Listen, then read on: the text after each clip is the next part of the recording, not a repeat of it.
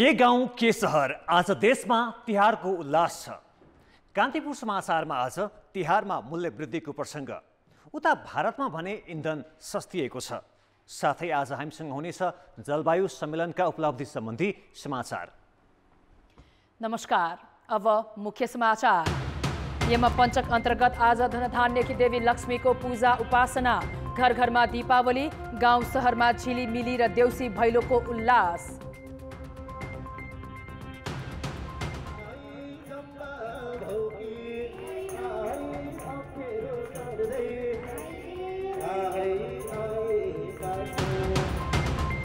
MCC सम्झौता पारित गरी छाड्ने प्रधानमन्त्री देउबाको दृढता। सत्ता साझेदार दल सहमत रहेकोमा विश्वस्त। तिहारमा उपभोक्ता महँगीको मारमा। आयातित भाइ मसलादेखि मौलिक उत्पादनमा समेत मूल्य वृद्धि। विभागीय मन्त्रालय नेतृत्वविहीन हुँदा नियमन शून्य। भारतमा इन्धन करमा कटौती। पेट्रोलमा 5 र डिजेलमा प्रति लिटर भारू 10 घट्यो।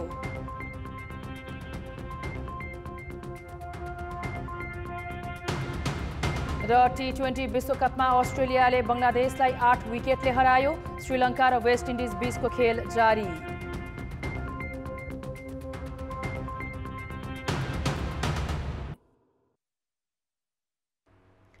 तिहारको यमपञ्चक अन्तर्गत आज लक्ष्मी पूजा। हिन्दू धर्मावलम्बीले धनधान्यकी देवी लक्ष्मीको पूजा अर्चना गरी यो पर्व मनाउँदैछन्।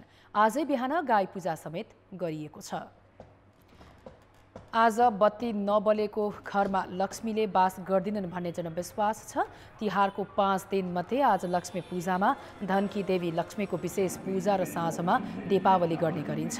घरको चारैतिर सफा सुग्घर गरी बाहिरदेखि मण्डप बनाएर लक्ष्मी भित्र्याउने र विधिवत रूपमा पूजा गरिन्छ।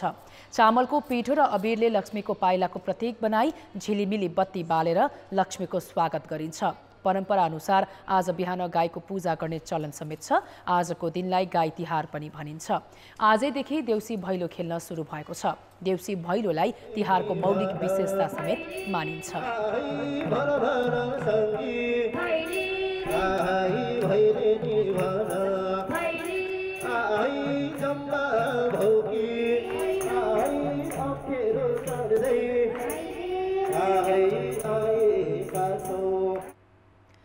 लक्ष्मी पूजाको दिन आज गाउँघर र सहर बजार सबैतिर झिलिमिली र उल्लास छ।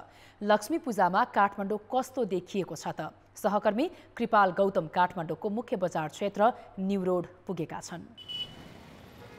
तिहारको झिलिमिलीले काठमाडौँको न्यू रोड क्षेत्रलाई पनि छपक्कै छोपेको छ। उपत्यकाकै प्रमुख व्यापारिक केन्द्र यहाँ लक्ष्मी पूजाका लागि सबैतिर भव्य साजसज्जा र बत्तीहरूले झिलिमिली पारिएको छ।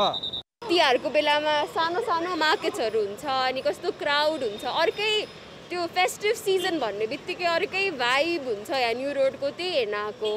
हरेक घर, पसल र व्यवसायमा लक्ष्मी भित्राउन सफा सुग्घर गरेर फुलमालाले सजाई रङ्गीन बत्तीले झिलिमिली पारिएको छ।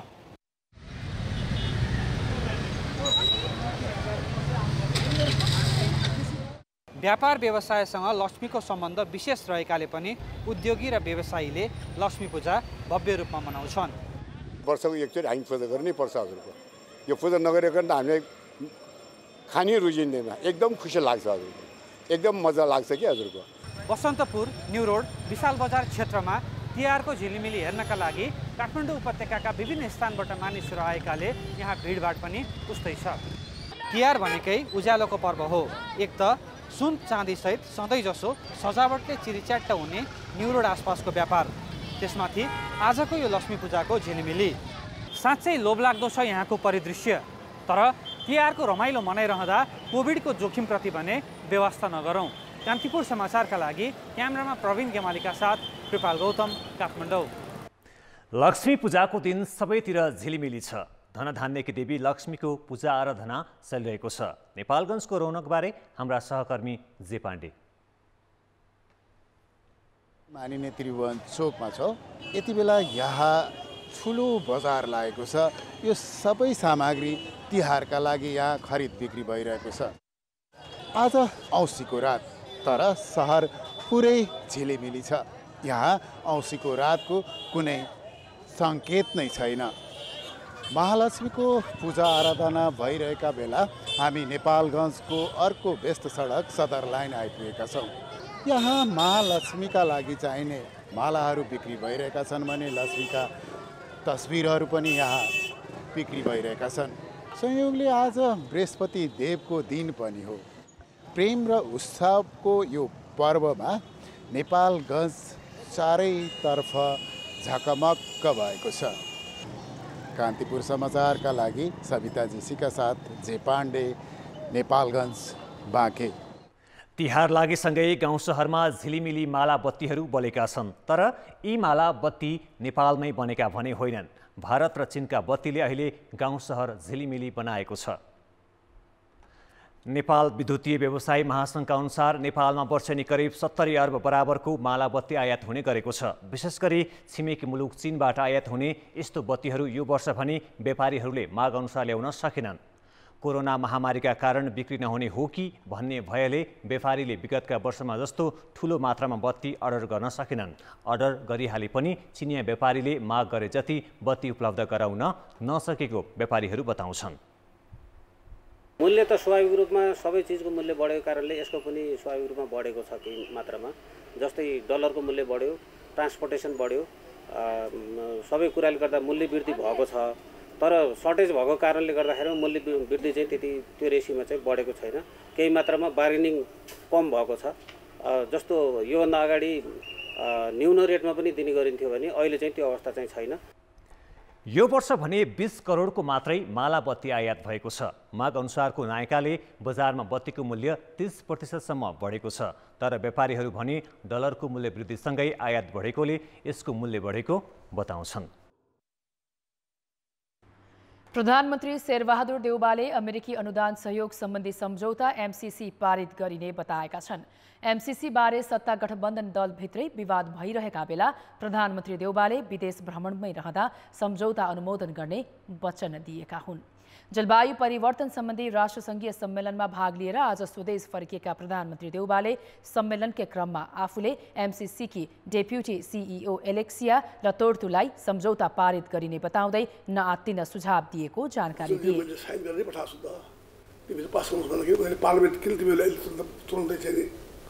बन्द गरेर उहाँले फेरि बन्द गरेर हुँदैन पास गर्नु यो अर्कै कारणले पार्लिमेन्ट हाम्रो गरे हो चाहिँ केही चाहिँ अध्यक्ष ल्याउनुपर्ने कारणले चाहिँ त्यो रोकिया हो त्यसमा चाहिँ त्यही असर बन्दैन भन्ने व्यक्ति हो। माओवादी अध्यक्ष पुष्पकमल दाहाल र आफूले पास गराउँदैछौँ भनेर पत्र पठाइसकेकाले एमसीसी पास हुने उनको भनाइ थियो। डेप्युटी सीईओ लतोर्थुले एमसीसी पास नगरी संसद अधिवेशन किन बन्द गरेको भनेर सोधेको पनि देउवाले बताए। एयर स्पेसको सम्बन्धमा पनि यो लुम्बिनीमा चाहिँ नि भारतको चाहिँ भूमिमा एयर स्पेस भएर जानुपर्छ उहाँले उचित कुरा भएको छ। यावत कुराहरू भएका छन् त्यहाँ चाहिँ अब पर्टिकुलर यो भनेर म भन्न चाहन्न। हेर्नुहोस् सबै राम्रो कुरा भएका छन् तर भारतको चाहिँ नि सद्भाव देखिएको छ नेपालको निम्ति। नेपालमा चाहिँ उहाँले जो युरिया मलको चाहिँ फर्टिलाइजरको कुरा छ। साइडलाइन बैठकमा भारतीय समकक्षी नरेन्द्र मोदीसँग भएको भेटवार्ताको प्रसङ्गमा प्रधानमन्त्री देउवाले रासायनिक मलको सहयोगलाई निरन्तरता दिन महेन्द्रनगरको हवाई प्रवेश बिन्दु खुला गर्न पनि आग्रह गरेको बताए। उनले भ्रमणको निम्तो आदान प्रदान भएको पनि जानकारी दिएका छन्। अमेरिकी राष्ट्रपतिसँग भएको कुराकानीको प्रसङ्गमा प्रधानमन्त्री देउवाले आफूले टोपी लगाएर गएकाले उनले सहजै चिनेको समेत बताउन भ्याए। आवधिक निर्वाचन भएमा अबका 6 महिनाभित्र स्थानीय तहको चुनाव गर्नुपर्नेछ। प्रतिनिधि र प्रदेशसभाको कार्यकाल पनि 1 वर्ष मात्रै छ। अब धमाधम निर्वाचनमा जुट्नुपर्ने समय आइसक्दा दलहरू भने अहिलेसम्म रणभुल्ल जस्तै छन्। अझ सत्ता गठबन्धन एकातिर र प्रतिपक्षमा पुगेको एमाले अर्कोतिर हुने अड्कलबाजी भइरहेका छन्। यो स्थितिमा अहिलेको 5 दलीय गठबन्धन चुनावसम्म टिक्ला। सत्ता गठबन्धनमा सामेल माओवादी केन्द्र, नेकपा एकीकृत समाजवादी पार्टी, जनता समाजवादी पार्टी र राष्ट्रिय जनमोर्चाका शीर्ष नेताहरू आगामी चुनावसम्म आफूहरू नछुट्ने भनिरहेका छन्। त्यसो त गठबन्धन बनाउँदा नै संसदलाई पुरै अवधि टिकाउने र चुनावसम्म मिलेर जाने समझदारी उनीहरूबीच भएको हो। प्रधानमन्त्री एवं कांग्रेस सभापति शेरबहादुर देउवाले पनि गठबन्धन चुनावसम्मै जाने भन्दै आशंका नगर्न भनेका छन्। मैले नेपाल विषयमा कुरा गर्न चाहन्छु भनेकै हो। एउटै मात्र कुरा जवाब दिन चाहन्छु। अहिले गठबन्धन चाहिँ पुरै समयसम्म रहन्छ। त्यो गठबन्धनमा कुनै किसिमको सरकार नगर्नुभयो उहाँहरूले। तर उनले प्रमुख प्रतिपक्ष नेकपा एमालेसँग बढाएको हिमचिमप्रति भने गठबन्धन दल नै सशङ्कित छन्। अघिल्लो स्थानीय तहको चुनावमा माओवादीसँग सहकार्य गर्दाको आलोचनालाई देखाउँदै कङ्ग्रेसकी अर्को समूहले एक्लै निर्वाचनमा जाने भनिरहेको छ। काङ्ग्रेसका चाहिँ प्रायहरू चाहिँ के भन्छ भन्दाखेरि एकदम एक्लै काङ्ग्रेसले चाहिँ आफ्नै खुट्टामा स्ट्रेटमा चाहिँ हामी चाहिँ लड्नुपर्छ भन्ने छ। र मेरो पनि व्यक्तिगत म चाहिँ धेरैसँग चाहिँ इन्टरेक्ट गर्दाखेरि मलाई के लाग्छ भन्दाखेरि अब आउने निर्वाचनमा नेपाली कङ्ग्रेसले चाहिँ के हो भन्दाखेरि आफ्नै स्ट्रेन्थमा चाहिँ हामी चाहिँ अगाडि चाहिँ बढ्नुपर्छ। अर्कोतिर माओवादी केन्द्रलाई भने एमालेसँग डर छ। एक्लै चुनावी मैदानमा उत्रिँदा जोखिम देखेको यो दलले कङ्ग्रेससँग मिलेर चुनाव लड्ने दाउ रचेको छ। त्यसैले संविधान र लोकतन्त्र बचाउन पनि चुनावसम्म गठबन्धन जोगिनुपर्ने तर्क नेताहरूको छ। साझा कार्यनीतिप्रति इमान्दार भएर त्यो बाटोमा हिँड्नु सक्नुपर्छ। त्यो बाटोमा हिँडिन्जेलसम्म यो गठबन्धन समाप्त हुँदैन, तर त्यो बाटोमा हिँड्ने सबैले प्रतिबद्धता चाहिँ गर्नुपर्छ। हिँडेन भने गठबन्धन फुट्न सक्छ। तर अहिले गठबन्धनलाई तोडेर अगाडि जानु भनेको चाहिँ फेरि देशलाई अस्तव्यस्त बनाउनु हो। एमालेबाट तिक्ततापूर्ण विभाजनको पीडाबाट माथि उठ्न नसकेको एकीकृत समाजवादी पार्टी पनि चुनावसम्म गठबन्धन बाँच्नुपर्ने पक्षमा छ। जनता समाजवादी पार्टी र राष्ट्रिय जनमोर्चा पनि चुनावमा एक्लै होमिने पक्षमा देखिन्नन्। यहाँ कस्तो देखियो भनेदेखि अहिले यो सरकारमा संलग्न पार्टीहरू जति हुनुहुन्छ उहाँहरूको साझा बिन्दु भनेको ओलीजीको विरोध गर्नु मात्र हो जस्तो देखिएको छ। गठबन्धन दलहरू एमालेलाई किनारामा पुर्याउन पनि मिल्ने भनिरहेका छन्। सत्ताबाट बहिर्गमनको पीडा भुल्न नसकेको एमाले पनि सत्ता गठबन्धनप्रति आक्रामक देखिन्छ। अहिलेसम्मको स्थिति हेर्दा आगामी चुनाव कुनै पनि दलका लागि सहज भने छैन। कान्तिपुर समाचारका लागि पोखरा सहकर्मी इन्द्र पौडेलका साथ दिपा दाहाल, काठमाडौँ। सत्तारूढ नेकपा माओवादी केन्द्र र नेकपा एकीकृत समाजवादी तथा प्रमुख प्रतिपक्षी नेकपा एमालेका अध्यक्षले आज भक्तपुर पुगेर एक अर्कालाई विकास र परिवर्तन विरोधीको संज्ञा दिएका छन्। भक्तपुरमा आयोजित तिहार शुभकामना कार्यक्रममा सत्तारूढ एकीकृत समाजवादीका अध्यक्ष माधव कुमार नेपालले वामपन्थीहरूको नेतृत्वमा बनेको केन्द्र र प्रदेश सरकार एमाले अध्यक्ष केपी शर्मा ओलीकै कारण गुमेको आरोप लगाए। यो जम्मै सिद्ध्याउने काम कसको पालामा भयो भने यही भक्तपुरमा अहिले बस्नुभएका केपी ओलीले सबै सिद्ध्याए। भक्तपुरमै आयोजित अर्को कार्यक्रममा नेकपा माओवादी केन्द्रका अध्यक्ष पुष्पकमल दाहाल पनि देश दुर्घटनामा लैजान खोजेको भन्दै ओलीमाथि नै खनिएका थिए। उनले आफ्ना मन्त्रीहरूले जनताको पक्षमा काम नगरे फिर्ता बोलाउने चेतावनी हाम्रा मन्त्रीहरूलाई जनताको पक्षमा काम नगरे जस्तोसुकै ठुलो पदको पार्टीको भए पनि हामी कडा स्टेप चाल्नेमा छौँ। अहिले हाम्रा मन्त्रीहरूलाई जनताको पक्षमा काम नगरे जस्तोसुकै ठुलो पदको पार्टीको भए पनि हामी कडा स्टेप चाल्नेमा छौँ। अहिले भक्तपुरकै अर्को सभामा एमाले अध्यक्ष ओलीले एमालेलाई कसैले पाखा लगाउन नसकेको गरे। एमाले सभा गर्छु भनेर अर्काको भन्ने कुरा कीर्तिपुरमा जाँदा के रहेछ यो गरेँ भन्ने केही पनि ठाउँ छैन। त्यसकारण बकवास गर्ने ती कुराहरू मात्रै उनीहरूका कुरा हुन्। तिहार शुभकामनाका नाममा उनीहरू सबैले चुनाव लक्षित अभिव्यक्ति दिएर एकअर्काको आलोचना गरेका हुन्। प्रधान न्यायाधीश सुलेन्द्र शमशेर जबराको बहिर्गमन विवादले 2 सातादेखि जारी सर्वोच्च अदालतको विवाद झनै लम्बिने सङ्केत देखिएको छ। राजीनामाको लागि चौतर्फी दबाव भइरहँदा पनि प्रधान न्यायाधीशले सजिलै पछि नहट्ने अडान राखेपछि अझै केही दिन आफ्नै रणनीतिमा बित्ने निश्चित छ।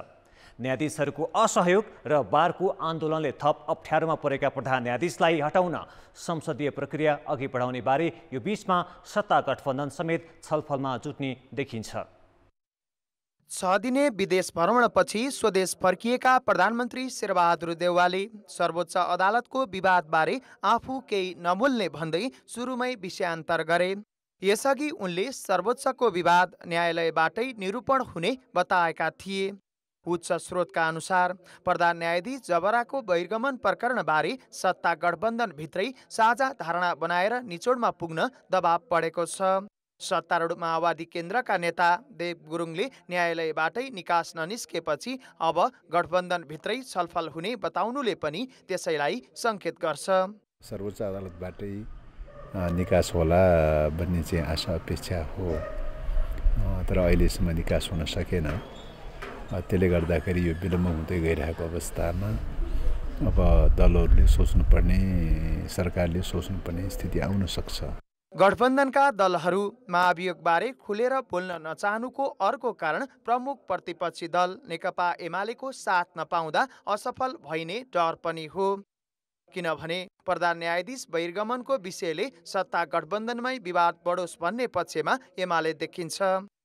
कानुन व्यवसायीको छाता संगठन नेपाल बार एसोसिएसनको पहिलो चरणको आन्दोलन सकिनु, तिहार बिदाले अदालत बन्द हुनु, दलहरू अन्यलमै देखिनु र राजीनामा नदिने प्रधान न्यायाधीशको अडानले न्यायालय विवाद तत्काल समाधान हुन कठिन छ।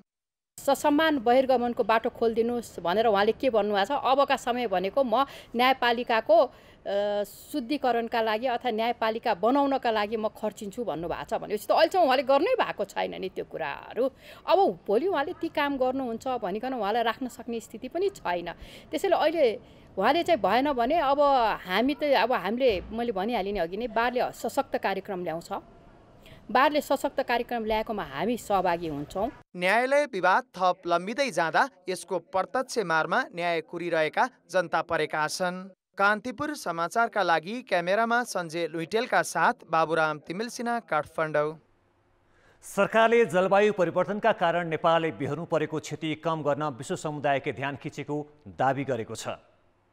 COP26 कार्बन उत्सर्जनका मुख्य जिम्मेवार मुलुकलाई साना देश र तिनले भोगेको जलवायु परिवर्तनको असरबारे गम्भीर हुन ध्यानाकर्षण गराइएको नेपाली टोलीको दाबी छ।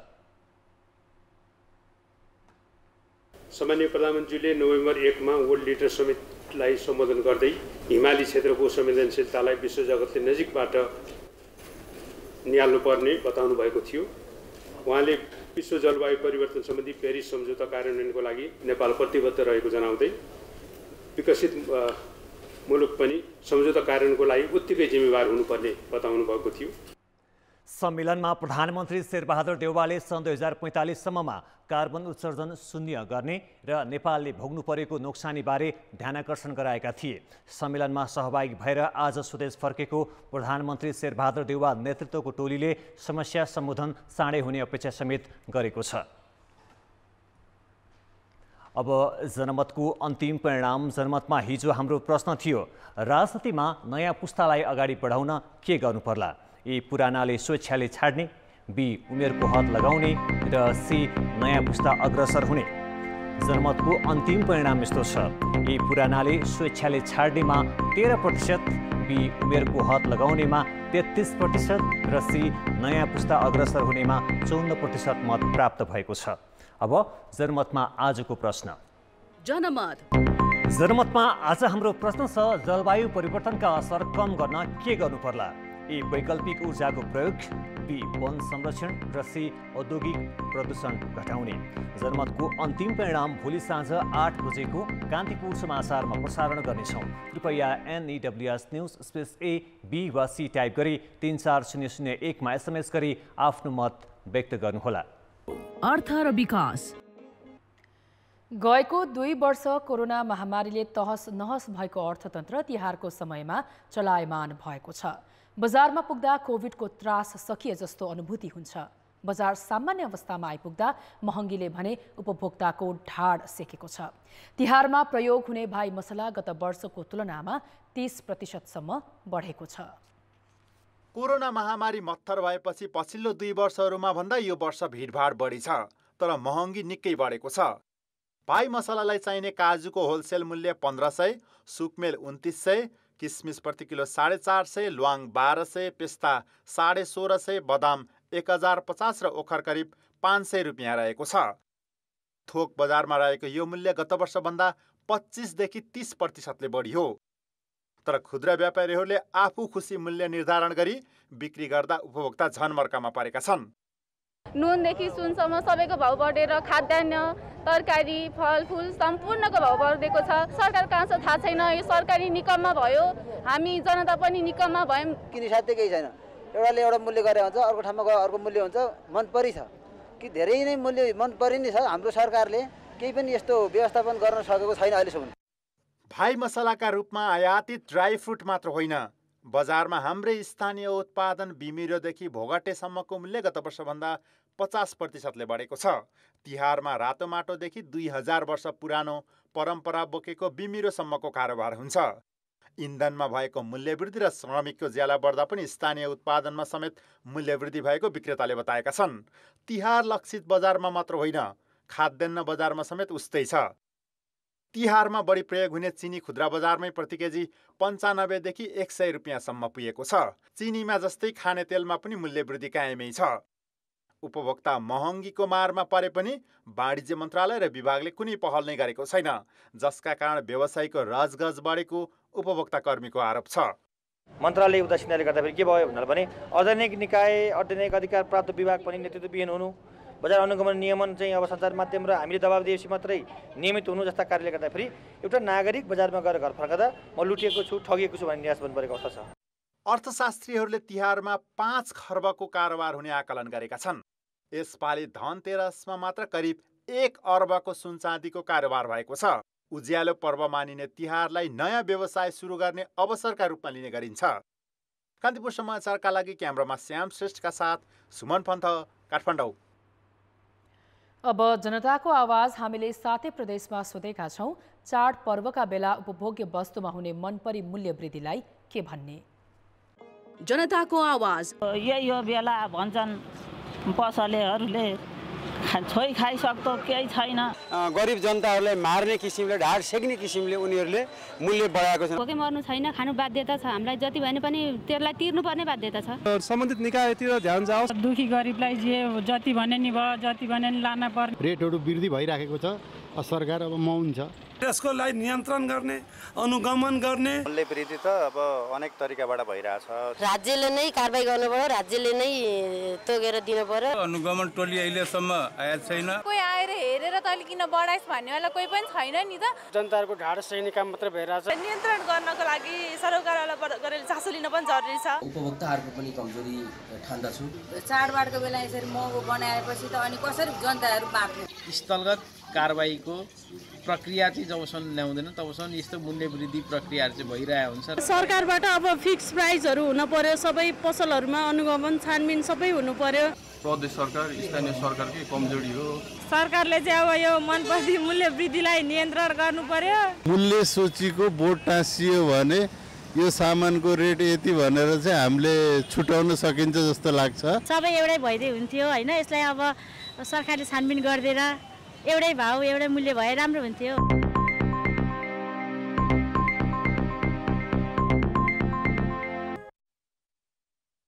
ब्रेकपछि समाचारमा पुनः स्वागत छ। महाकवि लक्ष्मीप्रसाद देवकोटाको आज 113औं जयन्तीका अवसरमा मुलुकभर विभिन्न कार्यक्रम गरी देवकोटाको योगदानको स्मरण गरिएको छ। महाकवि देवकोटाको जन्म विक्रम सम्वत 1966 कार्तिक कृष्ण औँसी अर्थात् लक्ष्मी पूजाको दिन काठमाडौँको दिल्ली बजारमा भएको थियो। 10 वर्षको उमेरमा कविता लेख्न सुरु गरेका देवकोटाका थुप्रै महाकाव्य, खण्डकाव्य, निबन्ध, कथा, नाटक, उपन्यास, गीत, समालोचना र फुटकर कविता प्रकाशित छन्। नेपाली साहित्यमा आधुनिक महाकाव्य लेखनको थालनी गरेका देवकोटाको मुनामदन खण्डकाव्य नेपाली भाषामा प्रकाशित सबैभन्दा बढी बिकेको किताब हो। देवकोटा जयन्तीका अवसरमा त्रिमूर्ति निकेतनले काठमाडौँमा आयोजना गरेको कार्यक्रममा कविहरूले कविता वाचन गरेका थिए।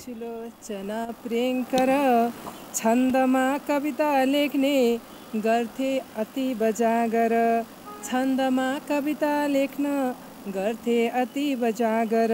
प्रकृतिले दिएकी छिन् हिरा मोतीहरू सबै, जगेर्ना गर्न जानेमा झुक्नु पर्दैन कहीँ कबै।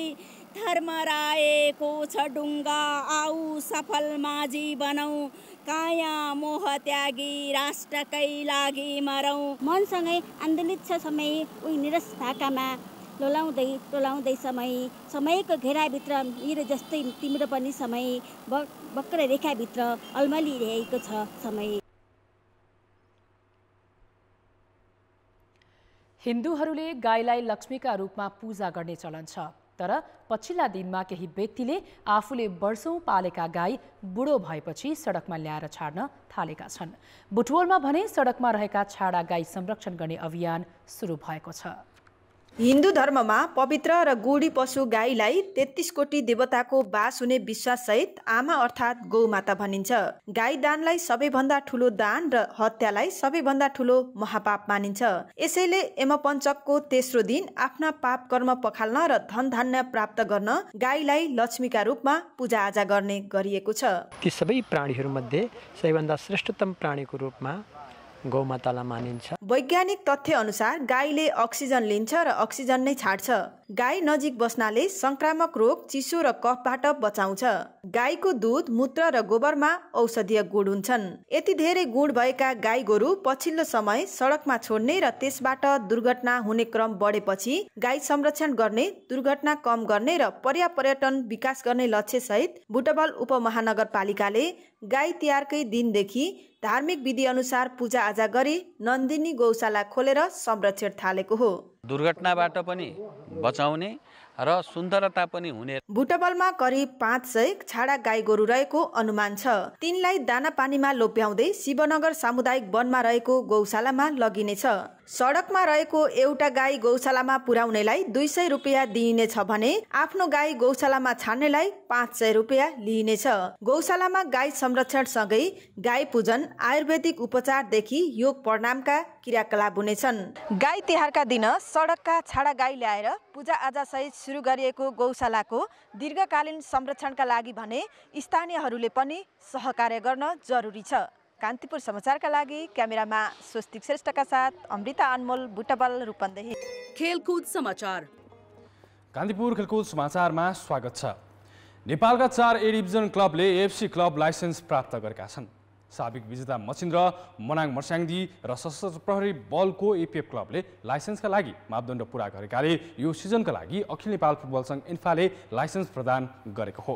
त्रिभुवन आर्मी फुटबल क्लबले गत वर्ष नै एएफसी क्लब लाइसेन्स प्राप्त गरेको थियो।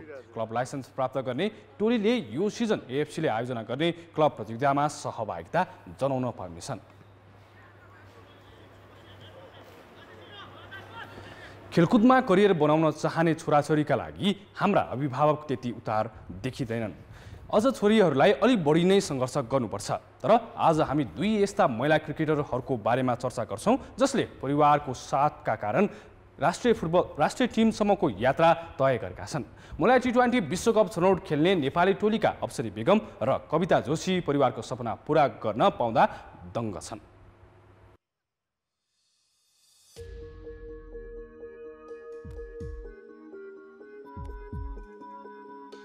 झापाकी अप्सरी बेगम जति लजालु स्वभावकी छिन्, उनले प्रहार गर्ने शट त्यति नै आक्रामक।